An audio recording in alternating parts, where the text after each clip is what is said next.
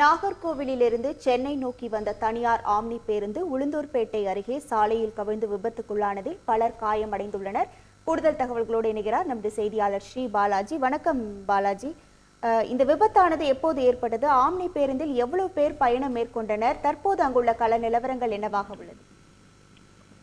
சுமார் 27 பயணிகளுடன் நாகர்கோவிலில் இருந்து நேற்று இரவு புறப்பட்ட தனியார் ஆம்னி பேருந்து ஒன்று சென்னை நோக்கி சென்று கொண்டிருந்த நிலையில் அந்த ஆம்னி பேருந்து இன்று அதிகாலை 4:30 மணி அளவில் உளுந்தூர்பேட்டை அருகே உள்ள ஆசனூர் என்னும் இடத்தில் புதியதாக சாலையின் நடுவில் புதியதாக அமைக்கப்பட்டு வரும் மேம்பாலத்தின் கட்டையில் மோதி விபத்துக்குள்ளானது. இந்த விபத்தில் அந்த பேருந்தின் ஓட்டுநர் ஹரிஹரன் உட்பட 9 பேருக்கு லேசான காயம் ஏற்பட்டது. தொடர்ந்து அந்த 9 பேரும் மீட்கப்பட்டு உளுந்தூர்பேட்டை அரசு மருத்துவமனையில் அவர்களுக்கு சிகிச்சை அளிக்கப்பட்டு வருகிறது. தொடர்ந்து விபத்து ஏற்பட்ட இடத்தில் பேருந்தை அப்புறப்படுத்தும் பணியில் போலீசார் தற்போது ஈடுபட்டு வருகின்றனர். முழு விவரங்களுக்கு நன்றி ஸ்ரீபாலன். செய்திகளை உடனுக்குடன் தெரிந்து கொள்ள உடனே சப்ஸ்கிரைப் பண்ணுங்க.